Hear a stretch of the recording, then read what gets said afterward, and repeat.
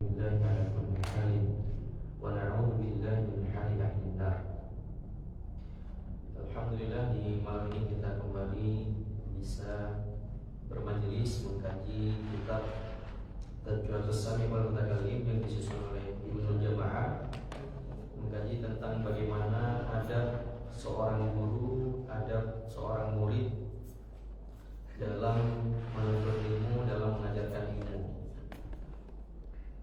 Karena belajar mengajar itu tidak sekedar mentransfer ilmu, tapi di sana juga ada adab yang perlu dijaga, kemudian ada keberkahan yang perlu juga diusahakan untuk mendapatkannya, dan tentunya yang paling tinggi adalah ridho Allah Subhanahu wa taala.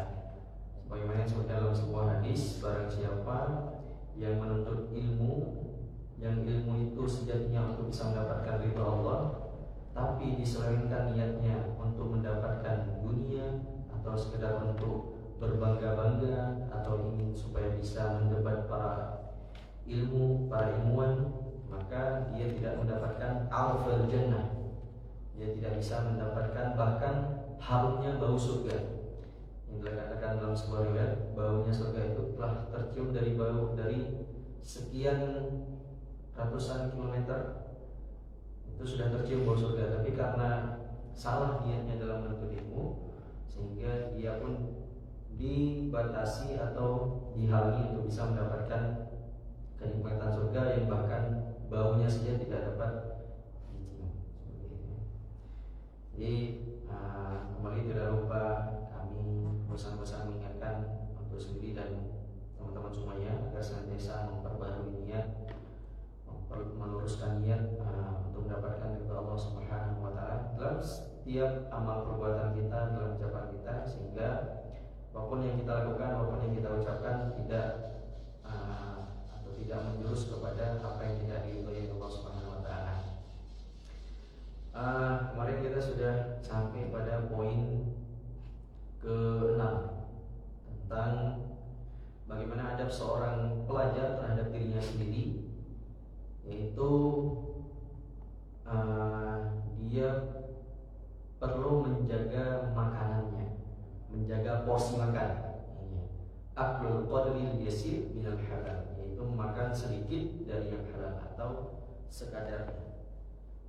Ya, karena memang sering kenyang itu bisa menimbulkan banyak penyakit. Selain itu juga yang paling penting lah, yang paling perlu diperhatikan, kenyang itu bisa lebih mendorong seseorang untuk cepat ngantuk, kemudian malas dan susah untuk fokus belajar, seperti itu ya. Nah, kemudian kita pada malam hari ini masuk pada poin ke-7, as-sabir. Boleh? Manqoli. Bismillahirrahmanirrahim. As-sabi'u ay ya'khudha nafsahu bil wara'i fi jami' bil wara'i fi jami'i sya'nihi wa yataharra al halala fi ta'amihi wa syarabihi wa libasihi wa maskinihi wa fi jami'i wa maskanihi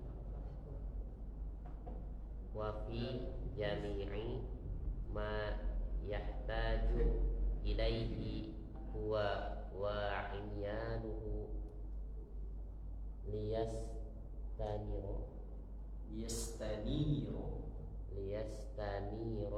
qalbuhu wa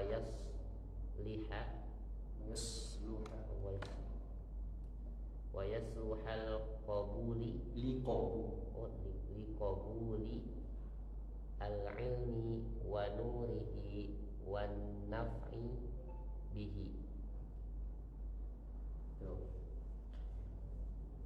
As-sabi', yang ke-7, adab seorang pelajar terhadap dirinya sendiri adalah agar ia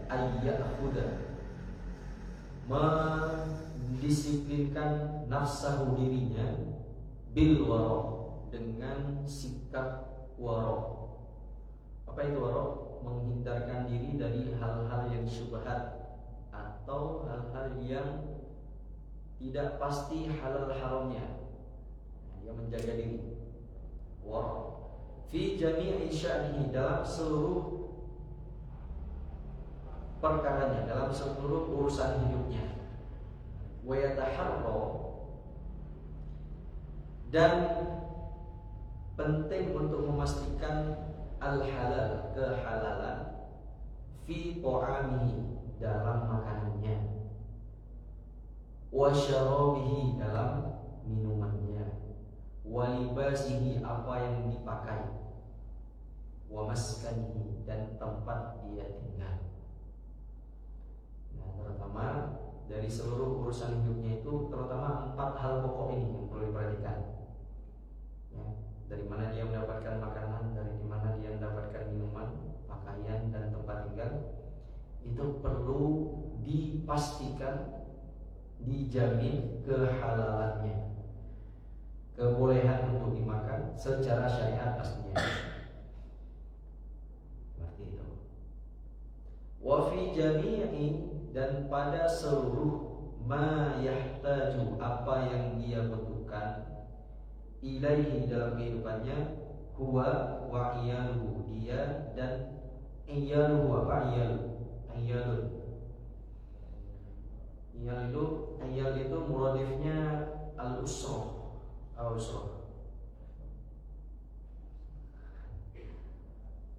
atau alihatun. Iyal itu artinya keluarga. Jadi tidak hanya memikirkan diri sendiri, tapi juga keluarganya.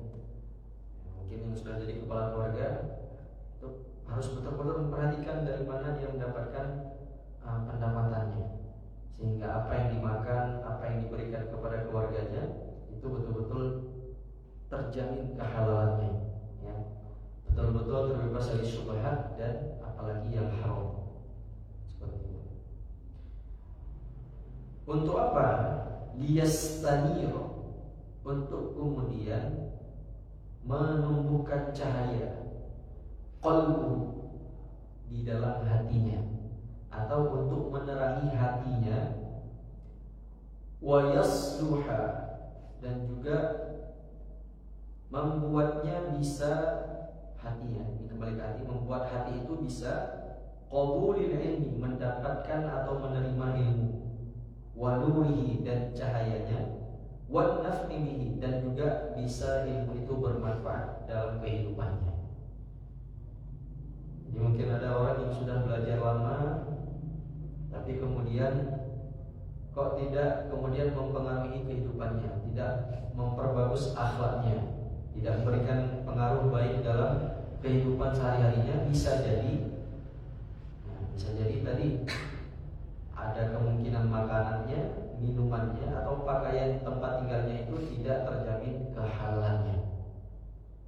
Ya. Nah, ini penting sekali memang.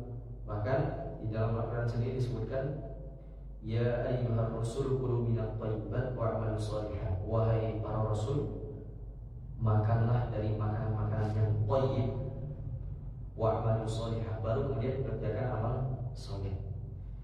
Para rasul saja yang itu dijamin kesalahan keburukannya dari Allah Subhanahu wa taala, dijamin terhindar dari keburukan dan kemaksiatan, itu masih diperintah untuk memakan makanan yang thayyib, baru kemudian disuruh untuk mengerjakan amal soleh.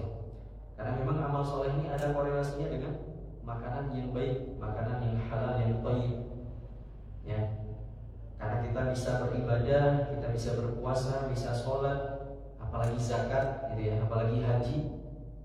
Itu amal yang tidak sekedar kekuatan raga jiwa, tapi butuh uang, butuh mal, harta. Sehingga kalau hartanya itu thayyib, hartanya itu halal, maka amal solehnya pun akan diterima di sisi Allah Subhanahu wa taala. Amal solehnya pun akan dikerjakan dengan tulus, dengan ikhlas. Nah, ini ya. Maka dalam hadis juga disebutkan tentang seorang yang mengerjakan, dia sedang melakukan safar, fi safarin asy'atha akbar. Tubuhnya itu lusuh berdebu. Kemudian dia mengangkat kedua tangannya ke atas, ya Rabb, ya Rabb, ya Rabb, wahai Rabbku, wahai Rabbku, wahai Rabbku. Tapi di sisi lain dia itu malbathuhu haram, mat'amuhu haram, makanannya haram, masyrabuhu haram, wa malbathuhu haram, wa ghudhiya bil haram, dan dia tumbuh dari makanan-makanan yang haram. Fa'anna yastajabulah, bagaimana mungkin doanya bisa dikabulkan oleh Allah Subhanahu wa taala? Sedangkan sholat kita itu isinya semuanya doa. Ya kan? Coba dari iftitah itu isinya udah doa. Al-Fatihah juga doa. Kita rukuk doa. Ketika sujud kita doa. Duduk di antara dua sujud juga doa. Tahiyat doa. Ya kan, ketika seseorang dia terus sholat bertahun-tahun sholat tapi tidak memperhatikan makanannya, tidak pernah perhatikan pendapatannya, ini tentu suatu hal yang sangat merugi. Jadi kita rugi waktu, rugi sholat karena tadi tidak memperhatikan dari mana dihasil makanannya, minumannya, tempat tinggalnya, ataupun apa yang dia pakai. Ini sangat menentukan sekali, terutama konteksnya di sini terkait dengan keberkahan ilmu dan kemanfaatan yang dipelajari seperti ini. Setelah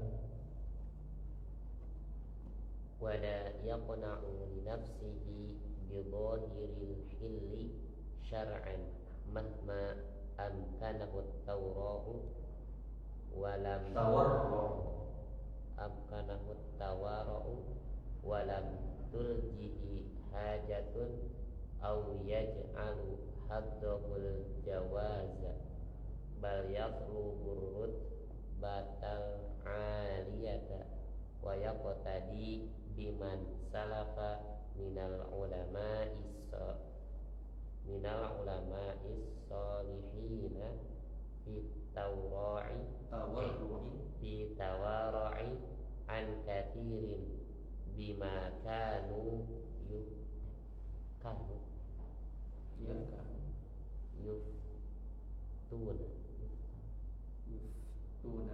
yuftuna bijawazihi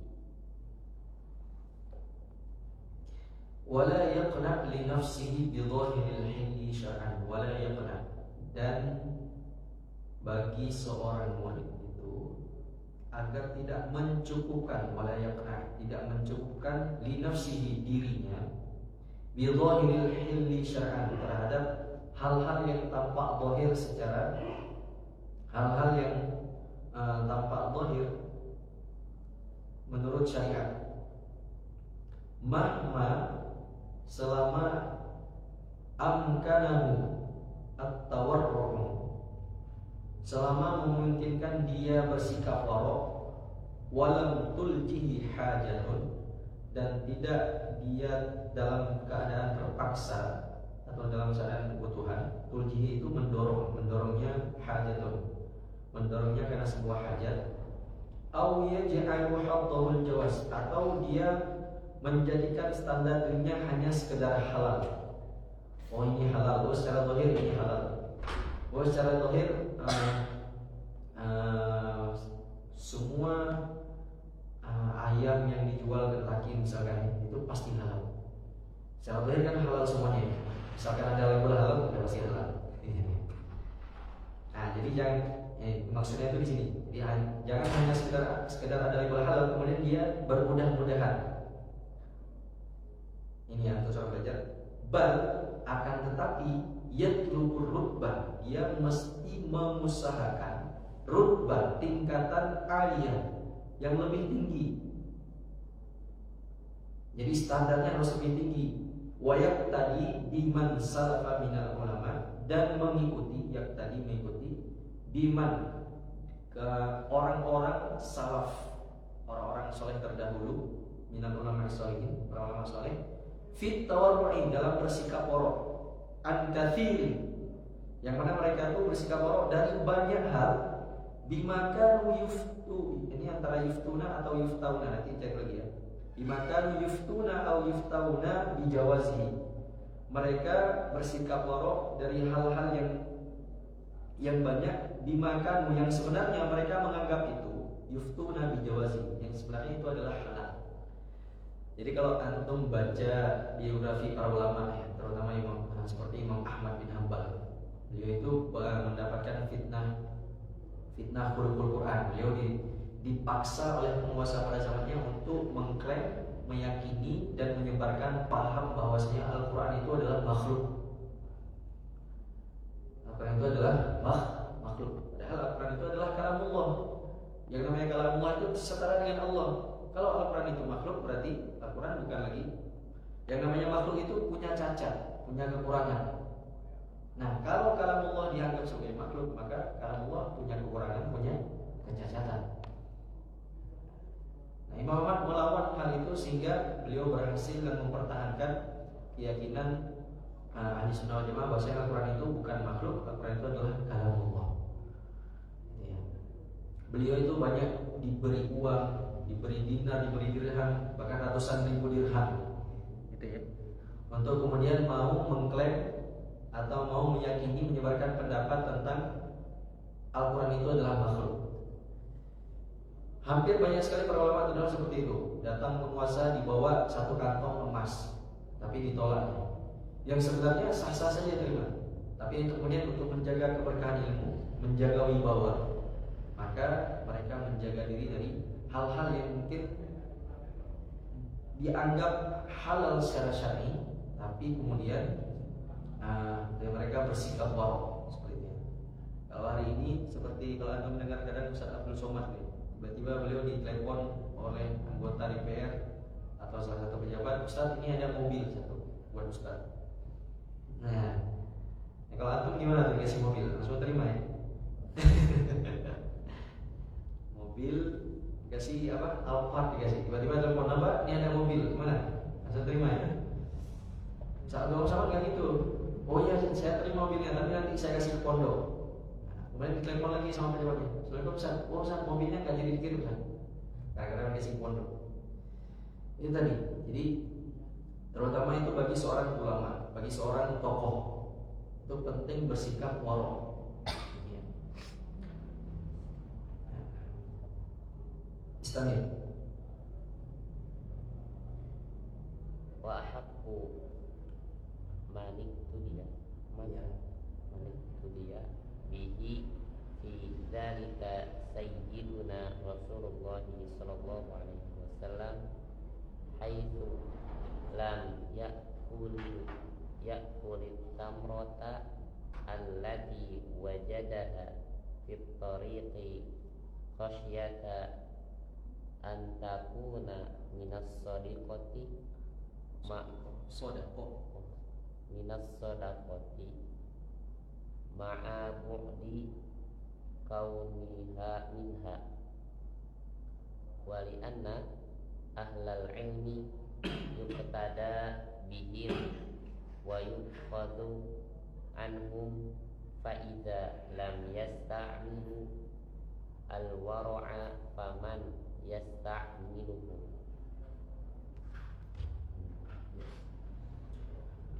Dan wa ahaqqu, dan yang paling pantas, manikutu dia, orang yang perlu kita contoh, orang yang perlu kita teladani, yang perlu kita ikuti, fi dzalika, dalam hal ini, yaitu sayyidina Rasulullah SAW, yaitu baginda Nabi besar Muhammad SAW.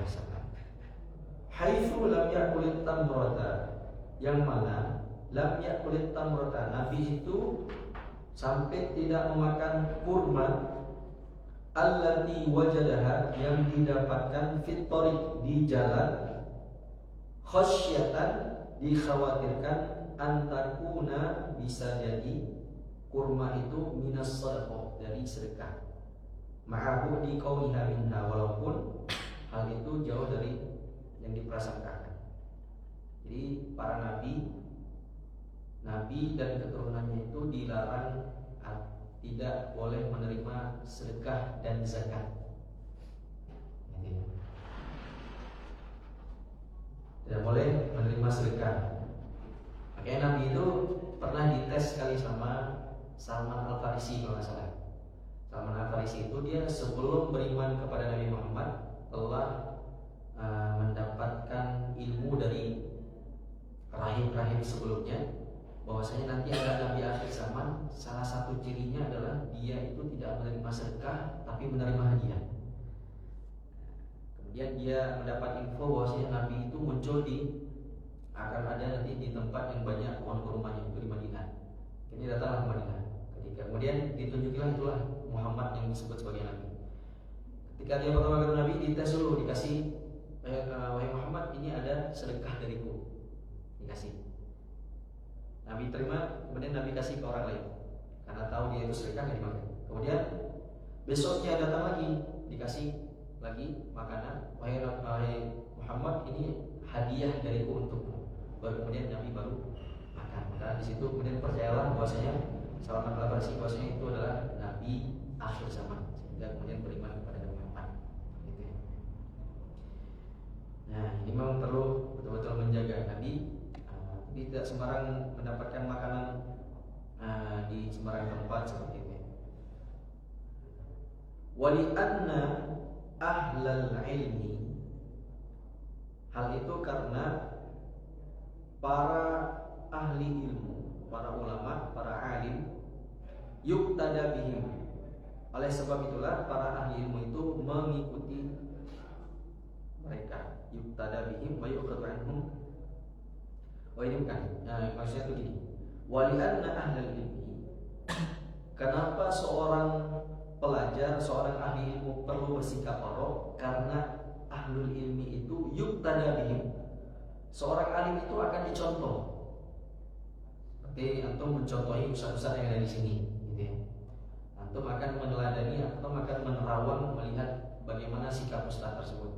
Akan jadi contoh. Wa yukhadu anhum, dan belajar dari mereka. Gitu ya. Kita mencontoh para guru, para ustaz. Antum mungkin yang kepala keluarga mungkin dicontohi oleh anak-anak, oleh istri, yang mungkin kakak dicontohi oleh adiknya, gitu ya, di teladan. Atau apalagi yang sudah jadi santri seperti ini, misalkan dikenal santri di tengah-tengah keluarga, oh ini santri di sini, udah pasti akan diteropong itu, betul-betul diteropong ini ibadahnya, dilihat ibadahnya seperti itu, ditanyakan tentang permasalahan hukum-hukum syariat seperti itu. Fa idza lam yasta'milul wara'. Nah, kalau ahli ilmu itu tidak mengamalkan sikap wara', faman yasta'miluhu, maka kemudian siapa lagi yang akan mengamalkan wara' tersebut? Makanya dulu yang pernah saya ceritakan tentang Imam Nawawi yang tidak berani makan kambing selama 2 tahun karena ada kambing tetangganya yang hilang. Dia khawatir kambing yang dia makan itu adalah kambing tetangga yang hilang tadi, sehingga itu jatuh pada hal yang syubhat. Kalau saya punya guru di Solo itu namanya Ustaz Abdullah Manaf Amin. Beliau itu tidak mau makan bakso dimanapun. Semua bakso mau dimakan. Apa nih? Jadi khawatir tadi karena ada banyak isu tentang bakso dibuat dari inilah, dari dagingnya nggak jelas lah seperti itu. Sehingga dia betul-betul dari semua bakso nggak makan sekali. Tapi jadinya sehat, gitu ya. Jadinya sehat. Sampai sekarang masih hidup. Ya, sudah sepuh memang, tapi masih sehat, masih bisa mengajar seperti ini. Itu tadi beliau betul-betul menjaga dirinya dari hal-hal yang mungkin secara zahir itu hal-hal saja. Kita makan KFC di mana? Di yang KFC yang McDonald kan hal-hal saja kan? Ada cap halal. Tapi kalau kita mengamalkan wara' ini, kita akan menghindari hal itu. Lagi banyak ayam tiren. Ayam tiren itu ayam udah mati duluan. Tapi daripada dimakan mending digoreng, nggak tahu orang. Gitu ya. Jadi teman saya itu pernah dulu beli kalau di Jawa Tengah kan banyak namanya itu angkringan. Kalau ada angkringan itu murah-murah makanan jajanannya. Jadi nasi 2.000 ya cukuplah untuk menangkan rasa lapar. Dia pernah beli kepala ayam itu, dilihat kemudian lehernya itu nggak disembelih tapi ditusuk aja. Itu kan nggak memutus leher uratnya, sehingga dia matinya bukan mati sembelih tapi mati karena kehabisan darah, siksa, langsung dibuang. Masukin air panas yang mati. Itu soalnya karena banyak sekali sembelih mungkin 500 ya, kan lama kan. Kalau orang nggak paham ilmu syariah, dianggap itu lama dan bubar. Akhirnya udah tusuk aja, cepat. Hati-hati dibeli ayam. Akhirnya saya lihat di sini juga pilih-pilih ini. Kita mau gimana yang lihat orangnya ini? Ya minimal kalau kita lihat ini jilbaban pakai kalau ibu-ibu gitu bisa jualannya. Kalau jilbaban memang udah sedikit tenang walaupun ada juga kasus-kasus seperti ini. Ini perlu juga dari hal-hal seperti ini makanya. Dari ini makanya ini pengaruh hal seperti itu. Mungkin kita ya secara kalau kita tidak tahu ya mungkin ma'fu ya, masuk dari hal-hal yang diampuni. Misalkan kita makan ayam, yang ini disembelih tidak secara syar'i mungkin. Tapi kita percaya sama orang yang hanya ada tahu label halalnya. Yang nggak salah secara syariat itu dihalalkan, tapi itu tadi dia akan mengalami keberkahan, dia akan pengaruh kepada ibadah kita secara tidak langsung seperti itu. Nah, ini perlu diperhatikan. Seperti itu. Oke, Stamir. وينبغي له أن يستعمل الرخص في مواضع عند الحاجة إليها ووجود سببها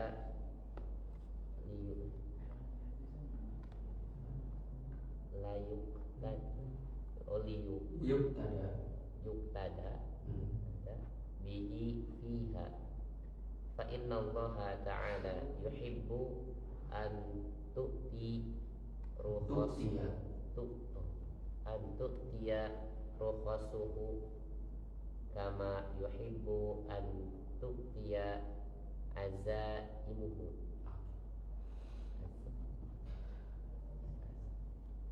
Nah, ini pembahasan paragraf terakhir ini agak tidak nyambung, tapi ini lebih ke anjuran kepada tentunya kepada seorang ahli ilmu, seorang pelajar yang kemudian dia itu dikenal banyak orang sebagai pelajar ilmu syar'i, sehingga dia itu akan dicontoh, akan dilihat oleh orang banyak.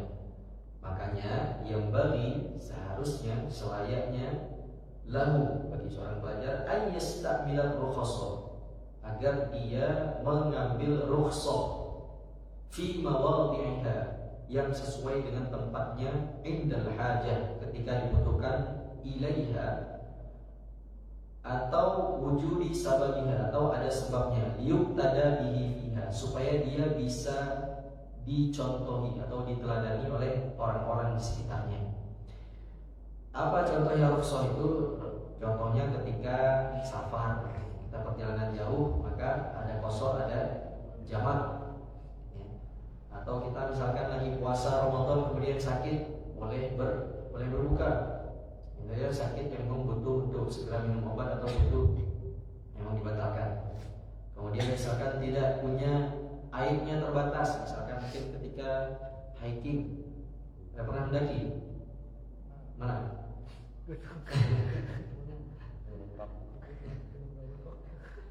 Saya cuma satu gunung, ada dua nih, ada Ungaran sama Lawu. Nah, kalau dari sana tuh pas pernah daki Lawu itu ada 3 kali atau 4 kali daki Lawu.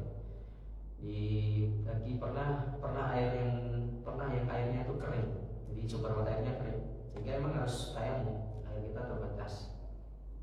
Nah kalau bawa air banyak dari bawah itu kan lumayan 5 jam daki, tapi bawa keril 60 liter, belum isi makanan, belum yang lain-lain. Nah, makanya kalau ada sebabnya, kemudian ada memang dibutuhkan, maka bisa tayamum. Atau dengan misalkan memang airnya tidak cukup, bisa bawa tisu basah, ini terutama untuk ini, untuk istinja, BAB atau BAK. Itu terutama di gunung yang kita konteks ini lebih di gunung biasanya. Atau kalau di Arab sana pasir, susah dapat air. Nah, Atau misalkan tidak bisa sholat berdiri maka sholat duduk, ya, dipaksakan. Misalkan jatuh dengan pusing tapi tetap sholat berdiri, itu bisa malah lebih membahayakan. Karena apa? Fa inna Allah Ta'ala, karena Allah Subhanahu wa Ta'ala yuhibbu an tu'tiya rukhsatuhu. Allah itu mencintai untuk memberikan rukhsah, kama yuhibbu an tu'tiya azaimu. Sebagaimana Allah mencintai untuk memberikan azaimu, azimah. Azimah itu hukum asal. Hukum asal sholat itu berdiri. Rukhsahnya boleh duduk kalau ada uzur syar'i. Boleh duduk, kalau nggak bisa duduk boleh berbaring. Seperti ini. Kemudian sholat itu sesuai dengan waktunya, hukum asalnya. Tapi kemudian karena ada rukhsah, boleh dijamak, boleh diqashar. Ya. Kemudian hukum asalnya bersolat itu harus wudu dulu dengan air. Tapi rukhsahnya boleh tayamum ketika memang tidak mendapatkan air. Seperti itu. Dan jangan berlebihan. Jangan berlebihan, misalkan kita udah sampai rumah atau memang perjalanannya tidak terlalu jauh misalkan. Ya kalau sebenarnya ada batasannya di beberapa mazhab itu ada batasan minimal 85 km atau 90 km jarak tempuhnya, baru kemudian boleh mengqashar dan jamak. Boleh mengqashar. Karena kalau jamak itu sebabnya tidak sekedar safar. Jamak itu bisa ketika hujan misalnya. Ketika maghrib hujan nih, nah kemudian langsung jamak isya boleh. Itu ada fikihnya. Tapi memang harus pahami sama jemaah semuanya gitu. Ada namanya jamak motor, jamak sholat karena hujan. Jamak saja tidak qashar. Karena qashar itu hanya ada di safar. Kita seorang melakukan safar. Atau mungkin sebaliknya, karena mungkin perjalanan dari Jakarta ke Medan misalnya, atau Jakarta ke Banda Aceh, kalau naik pesawat itu hanya 3,5 jam. Gitu ya. Itu kan kalau 3,5 jam darat kan mungkin sampai mana? 3,5 jam darat sampai mana? Naik motor. Sampai Jakarta ya. Tapi kalau naik pesawat bisa ribuan kilometer kan sekitar 2.000 kilometer dari Jawa ke Aceh. Nah, karena mungkin jarak tempuhnya dekat, kemudian sebentar, karena terus nggak capek juga, kemudian dia nggak mengqashar sholat, nggak menjamak sholat. Nah, ini tidak dibenarkan juga. Jadi meskipun perjalanannya tidak susah, perjalanannya kan ringan ya pesawat, ya tidak berat seperti keadaan ketika safar dengan motor atau dengan mobil yang darat. Ya, dia tetap mengambil rukhsah tadi. Karena itu tadi Allah mencintai seseorang mengambil rukhsah sebagaimana Allah mencintai orang itu mengamalkan hukum asalnya. Gitu ya. Jadi tetap mengambil rukhsah. Di sini ada yang tanya kan? Ya. 3 menit lagi. Waro ini jadi kehati-hatian. Betul. Waro itu menjaga diri dari yang halal. Jadi dari yang halal saja dia jaga, apalagi dari yang haram. Jadi memang levelnya sudah di atas. Kalau orang muslim dia asal halal semua disikat. Tapi kalau orang waro yang halal saja itu tetap dia jaga, tidak berlebihan dari yang halal. Ya, jadi waro itu menjaga diri dari hal yang syubhat, tidak jelas hal haramnya. Dan juga membatasi diri tidak berlebihan dalam yang halal. Itu tadi bidhahirin minal halal. Jadi tidak mencukupkan dirinya. Kalau itu halal langsung digas saja, enggak. Tetap berhati-hati. Ya, tadi seperti contoh-contoh Imam Nawawi gitu ya, atau ibunya Imam Syafi'i yang kemarin disusui oleh tetangganya. Sebenarnya halal-halal saja. Bayinya ketika Imam Syafi'i masih bayi disusui oleh tetangganya, tapi ibunya nggak menjamin susunya itu berasal dari makanan yang halal atau dari mana gitu ya. Nah, seperti Abu Bakar pernah dikasih makanan sama budaknya. Kemudian tanya dari mana dia dapat uang untuk beli makanan. Dari hasil dukun. Nah, langsung dikeluarin lagi. Gitu. Jadi memang harus berhati-hati dari hasil beramal. Gitu.